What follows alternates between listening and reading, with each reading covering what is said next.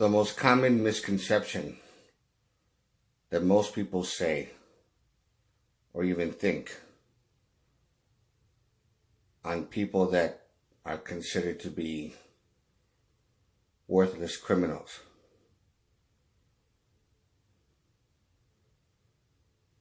After seeing this, I'm pretty sure that you would pretty much reevaluate and think twice about what is good and evil.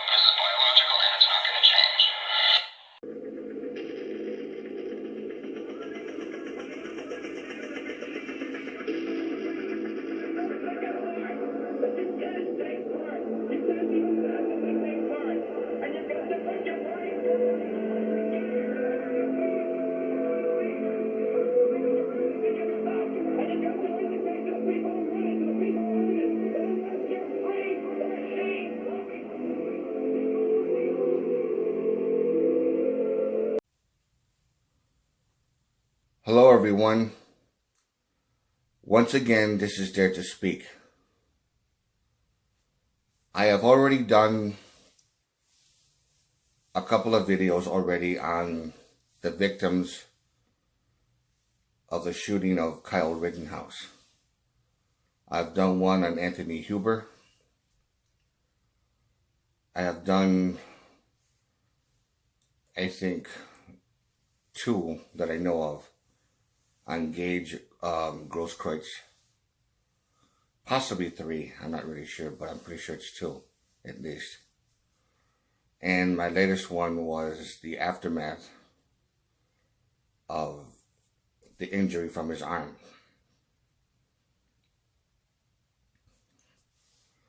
And there were a couple of people who said some very mean things. And I even warned people not to say, to keep your comments respectful, to be civilized with your comments. And most people, they pretty much did, but there was one or two that were very insensitive, so I had to actually delete it. And like I said, I was going to do that if someone were to be that stupid, to be insensitive and immature. Now I want to do this video on Joseph Rosenbaum. And of course, he's one of the most hated of the three, because he's a known registered sex offender, a pedophile, and all these number of things. Now, regardless of what he's considered to be, I decided to do a background check on an investigation on his backstory. And there was a video on him by his ex-girlfriend or ex-wife, I'm not really sure which one it is. And she told pretty much her story, that he was a very sweet guy. He was a good guy, but he also had issues. He had issues with anger. And the anger was a lot having to do with his childhood. And for those of you who don't know who, which I'm pretty sure it's pretty much obvious, you know who Joseph Rosenbaum is. It's this guy.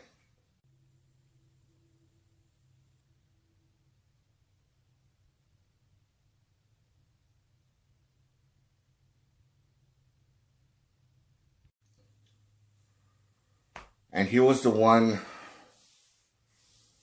who got shot in the head.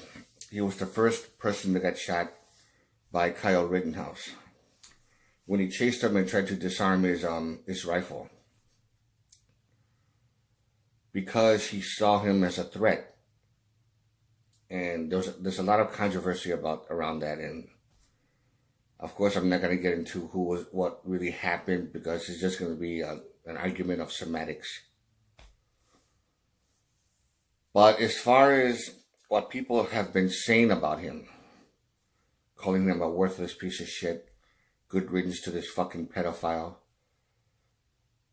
and all these mean and hurtful things.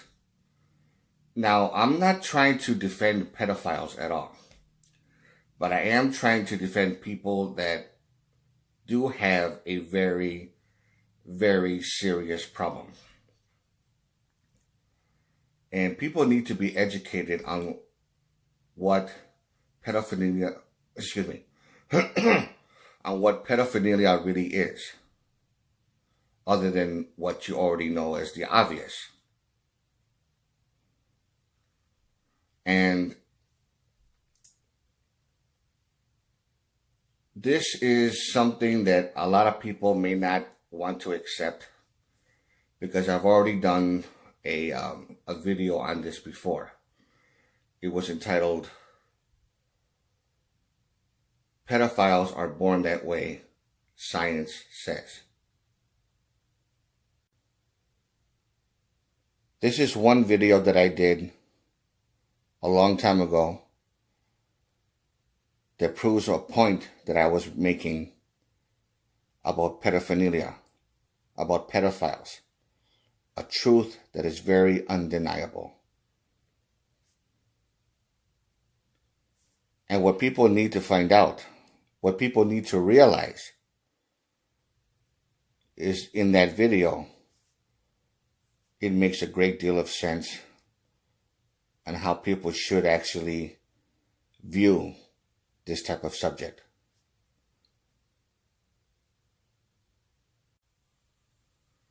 Now, in that video, I pretty much explained everything concerning that particular subject. And there was some people who agreed, but of course, unfortunately, there was a great deal of people who did not agree with me. And one such person even went as far as to call me a pedophile. They'll say, call me chomo, or this kind of whatever stuff, just because of the way I explained it. And this person accused me of defending pedophiles. So just because of that, I'm considered a pedophile, or a pedophile lover, or some stupid crap like that. So I exposed that person for hateful comments and even the threats that not necessarily this person said, but other people that started to make comments and support him.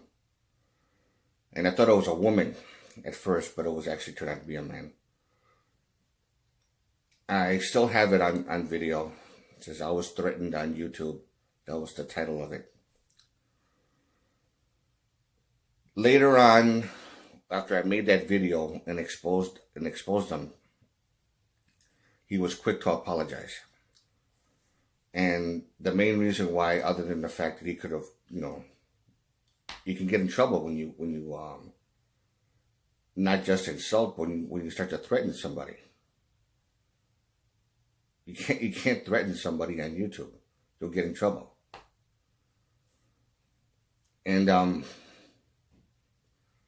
he pretty much said that, "I'm sorry," and "brother," this and that. And then he started to tell his backstory, because he was molested as a child. And I could relate to that too, because I even made videos about my molestation when I was a kid. I was molested by my grandmother and by other people in this ritual type cult, on which some people would consider it satanic ritual abuse, but it's ritual abuse. The whole, atmosphere scenario with the animal masks and these dark cloaks and all the sex rituals and stuff like that. I already explained that already. And now the thing is,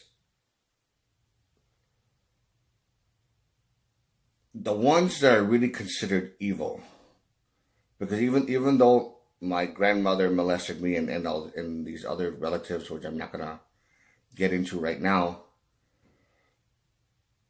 I don't see them as being evil, because they were also victims when they were kids and they were molested.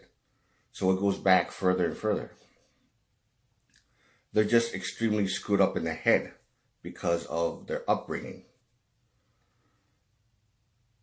So what they did was evil. What they did was appalling. To me, yes. But I would not go as far as to call them or consider them evil. I would consider them psychopathic, psychologically damaged people, emotionally damaged people. They didn't choose to be this way. It was not their fault, but the damage was done, and then they passed on that. They passed on that negativity to someone else, and they victimized somebody else. Now, I'm already pretty much over it for the most part. Not completely. I'm not going to lie to you, not completely, but for the most part, I am. I'm almost completely healed from it. There's still some of that 10, 15% that's still left. Now, here's one explanation, like I said, I need to tell all of you about pedophilia. About pedophilia that's not exactly true. There's some truth to what this woman is saying, but there's also some exaggerations that are just downright stupid. What's the causes? Some of the causes are the need to dominate. That's why more are males. That's why a lot of pedophiles are males. Some experts say it's a psychological rather than a biological thing. Others say it's the result of being sexually abused. Some even say they never matured psychologically. What are the symptoms? Some of the symptoms that you can look for in a pedophile, they usually volunteer service at athletic teams, Boy Scouts, Girl Scout troop groups, religious and civic organizations, and just like anywhere where there's a lot of kids, like on the playground or even like in schools, they have, pedophiles working, right there with our kids, and we never know it. And so they say the onset usually occurs during adolescence. Now, in the U.S., they say about 50% of men arrested for pedophilia are married. Scary. Treatments. Now, they say it can be treated. Some say it can. Some psychologists say it can. My personal opinion, I don't think it can be treated. Psychotherapy, but it does not have a high rate of success. Castration is also offered, but a pedophile can use a blunt object to rape a kid or rape anybody. If they want to do it, they're going to do it. If they want to kill them, they're going to kill them.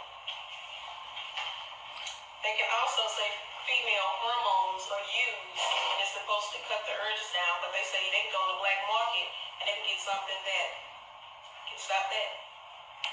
So the best thing they actually want us to do is the prevention. It's like, how do you prevent this from happening to your child? Now, to go as far as to say castrators will not work because they're so evil, they're going to end up using some kind of blunt object to penetrate the little girl or the little boy to get their pleasures and stuff like that. And they're going to kill them. They're going to kill them. The stupidity that comes out of this woman's mouth. And to go as far as to say that there's something with the genes or hormones that can be changed, that they'll go to the black market just to get back their old feelings again, or their impulses again, because they're that evil and stuff like that. The way she was explaining it was just extremely idiotic. Very fucking idiotic. Now, the threat of pedophiles, in my honest opinion, is exaggerated to some degree. Yes, there's sick people out there. There's and even people, the ones that are the most dangerous are the ones that are, have high positions of power. Doctors, lawyers, judges, the list goes on and on. People that are rich. But because of the fact that they're more incapable of being what is considered evil, because of the fact that they can get away with it because of money and positions of power.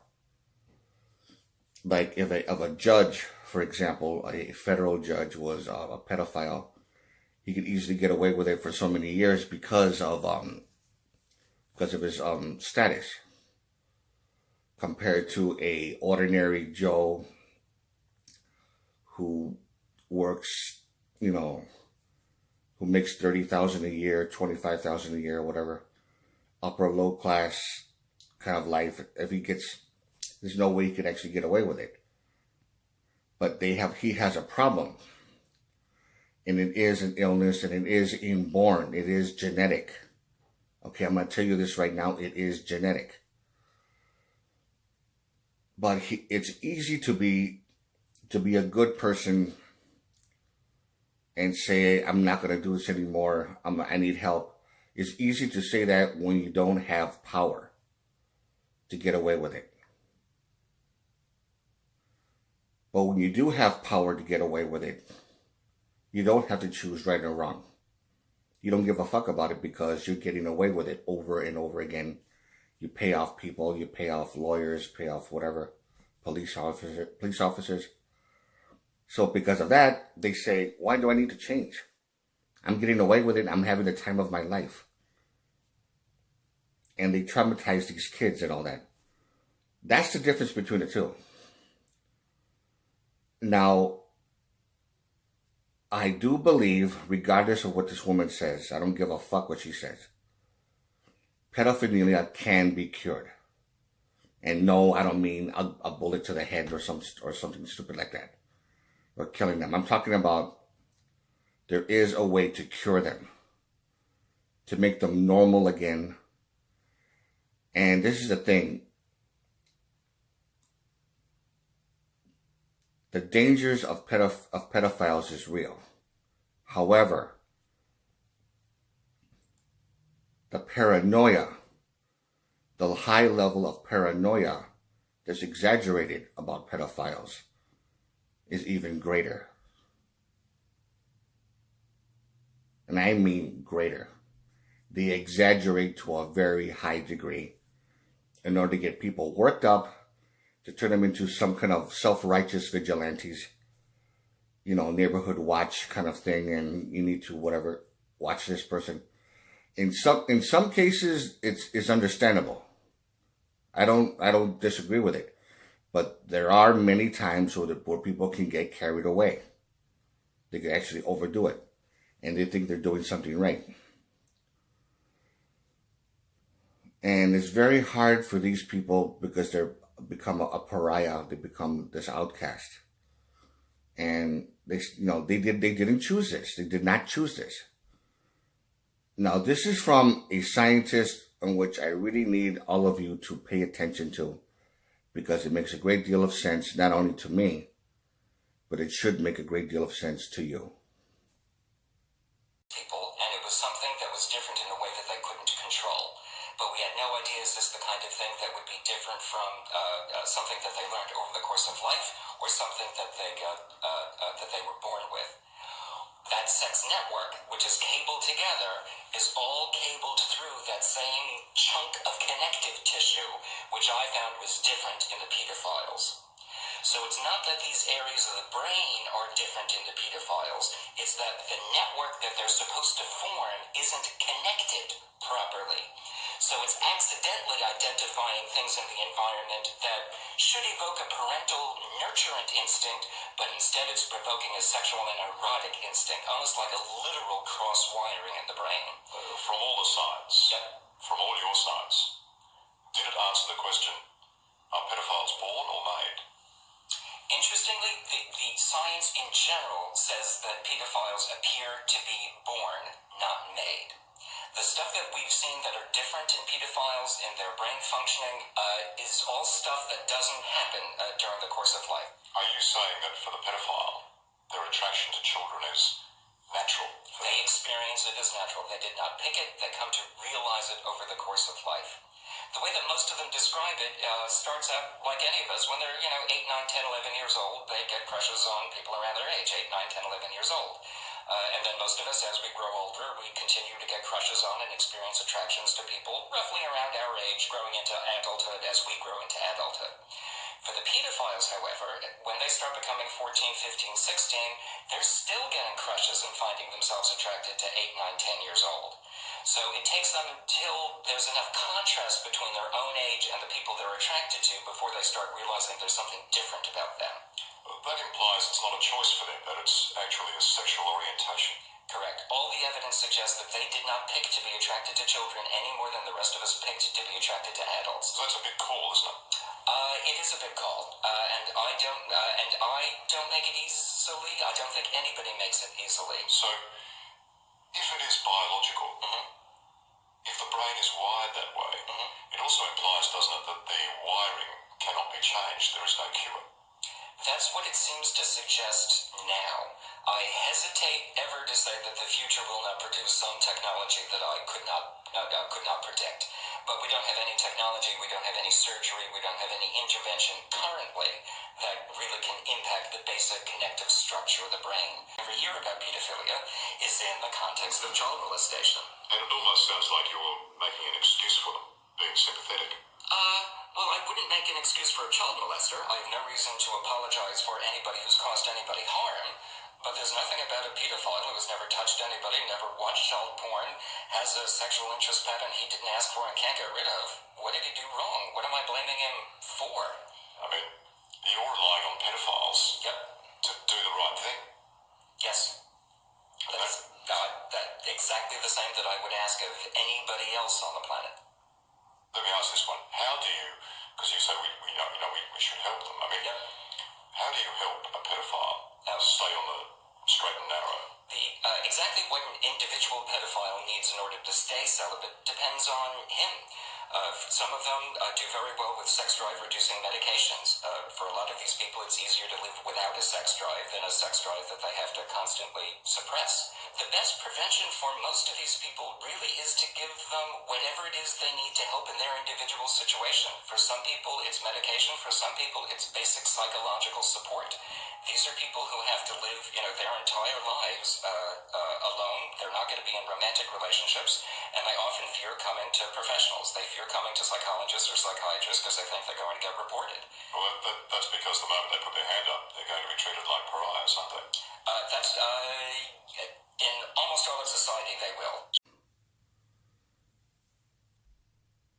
There's also another form of therapy besides counseling and things like that that's very effective, and it's a form of DNA drugs.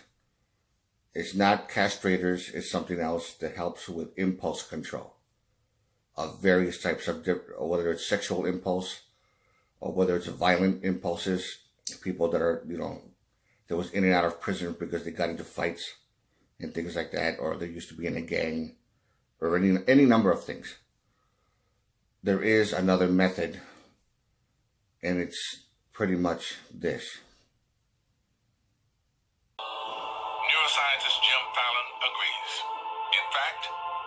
he believes we already have the means to do it with drugs. The big question is, can we control those behaviors that we consider evil in people? And the answer is probably yes. It depends on how far you want to go. What one could do is just simply snort intranasally up the nose different compounds. And so let's say one has a problem with impulse control. Well, impulse control happens to be that area, orbital cortex, right above where the smell receptors are. So it's the first thing that's hit. So one could simply put in pieces of DNA that will be snorted in and concentrated in the orbital cortex that will increase those neurotransmitter systems that increase the function of the area and therefore inhibition. We can decide to do that, so everybody has their own cocktail of behavioral modification. It only lasts a certain amount of time. This is something that society could do. It sounds a little wild, but it's completely doable. Now, I honestly believe that this would work. And Joseph Rosenbaum, and I'm going to say this now, I don't care, he is not an evil person. He's a person who has very serious issues with this type of condition. He didn't choose to be this way. He was molested as a child when he was growing up, and he couldn't control his impulses.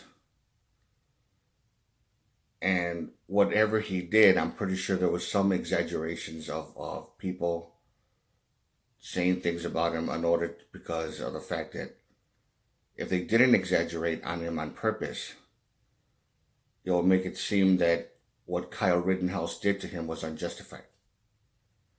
And then Kyle will look like the bad guy. And they didn't want that. So social media and news or whatever, they pretty much had to go as far as to exaggerate on him to make him look like a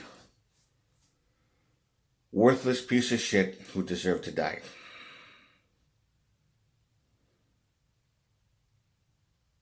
And that's not right.